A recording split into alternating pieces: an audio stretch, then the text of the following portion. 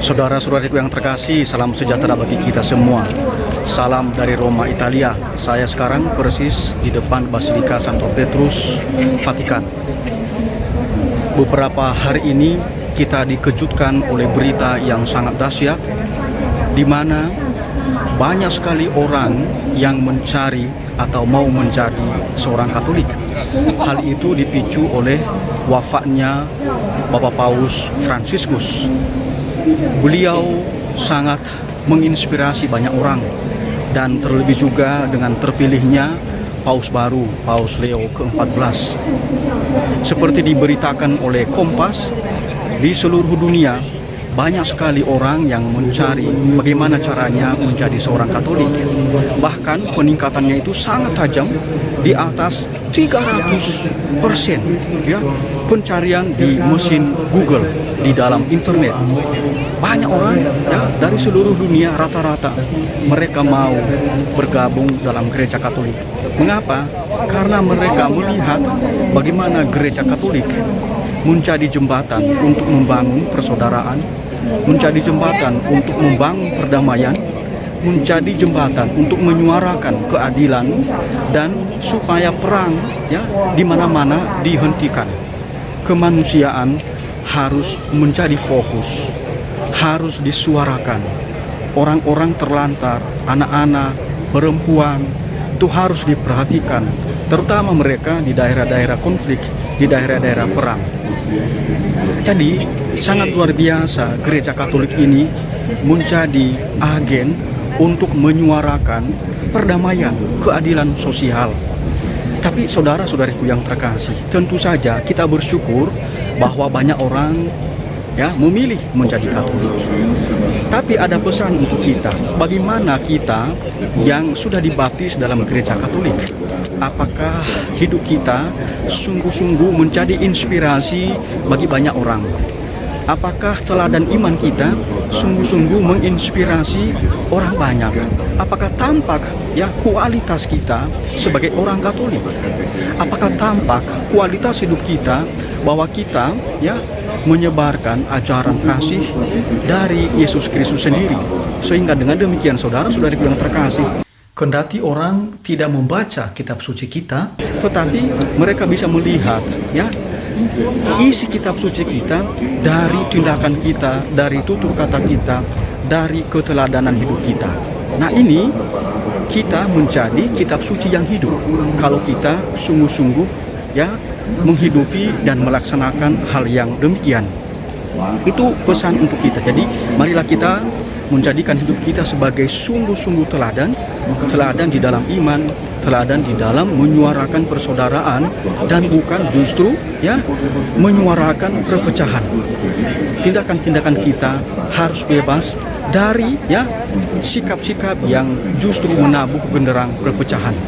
Jangan merendahkan agama orang lain. Jangan merendahkan martabat manusia. Jangan melakukan ad hominem atau menyerang pribadi orang. Jangan ya. Lalu yang kedua, saudara-saudari yang terkasih, ini juga pesan bagi mereka yang mau bergabung dalam gereja Katolik. Ambil kesempatan yang memadai untuk mempersiapkan diri, ikuti katekumen ya, katekumenat, masa belajar menjadi Katolik. Di dalam gereja Katolik tidak gampang karena minimal ya 1 tahun.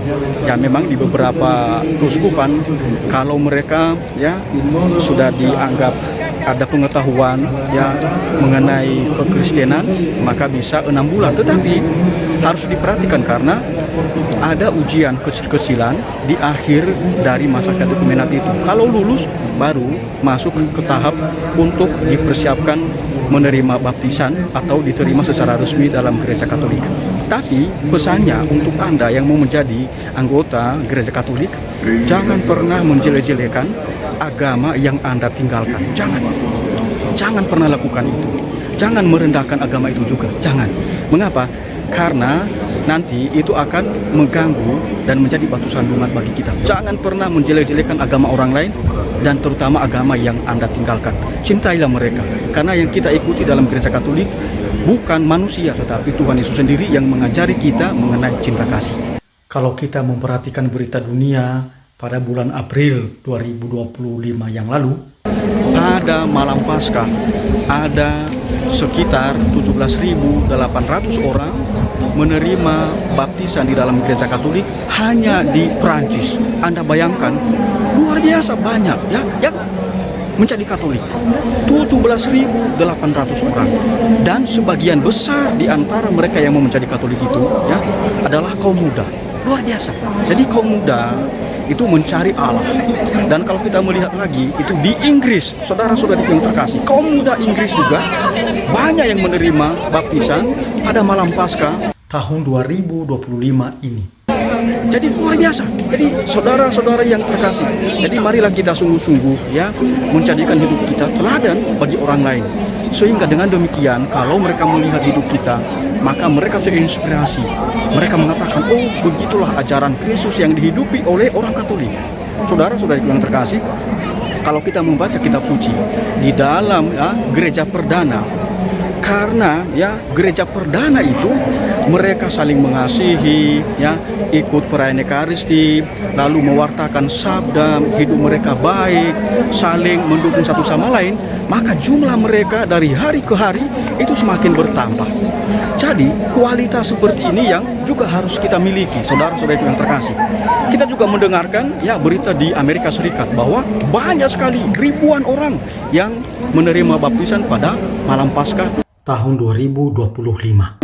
Kita di Indonesia sebenarnya juga banyak ya yang mau menjadi Katolik. Saya diberitahu ada yang 100 orang, 150 orang, 30 orang, 10 orang, ya, 50 orang, 80 orang di paroki menerima baptisan.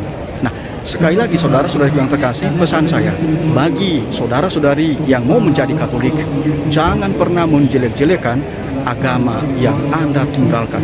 Jangan pernah.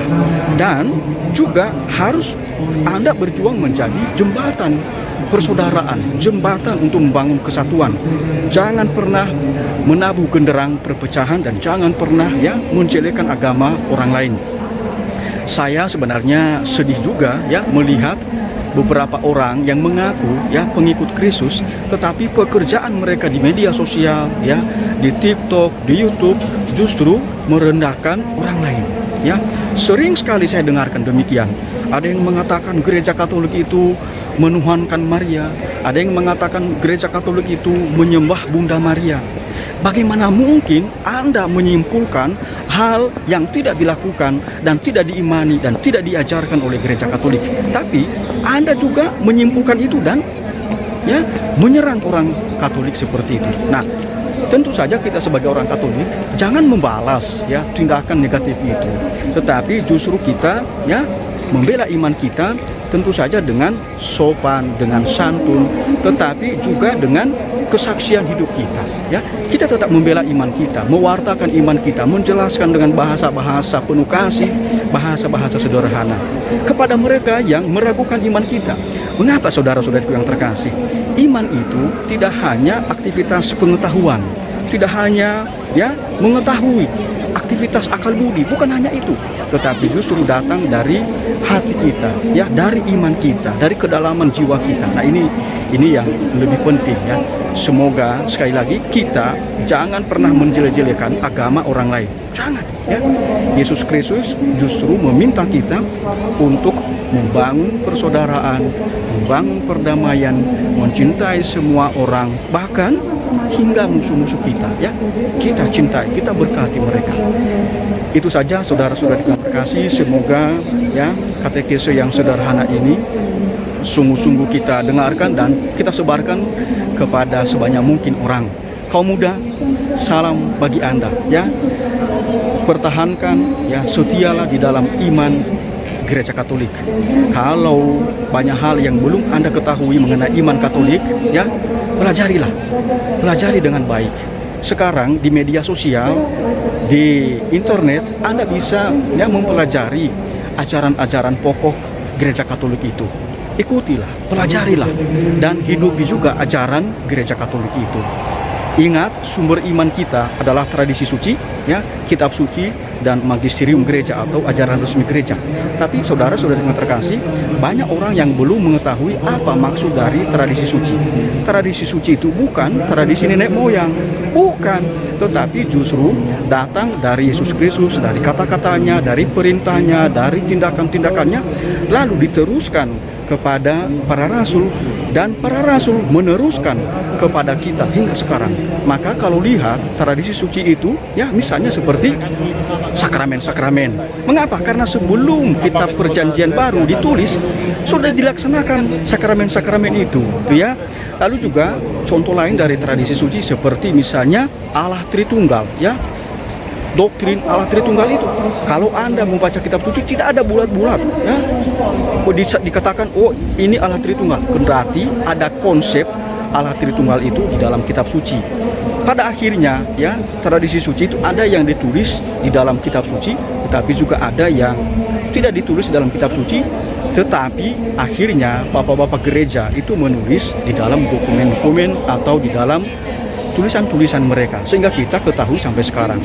Ya, kalau kita melihat contoh lain dari tradisi suci itu adalah syahadat para rasul, credo.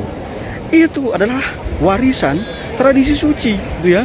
Jadi saudara-saudara yang terkasih, kalau kita mengatakan kita tidak mempercayai tradisi suci, itu sebenarnya kita tidak, ya, memahami secara baik inkarnasi Kristus, ya.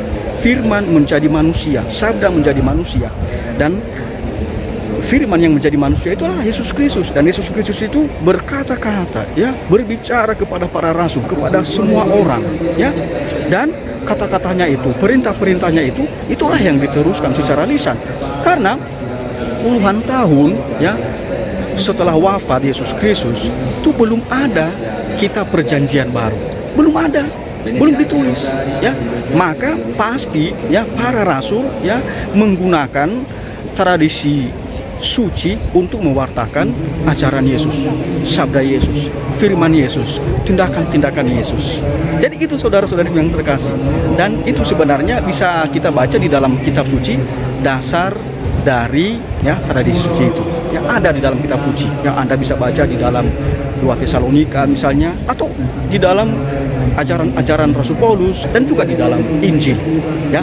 Itu saudara-saudari yang terkasih, Tuhan memberkati. Amin.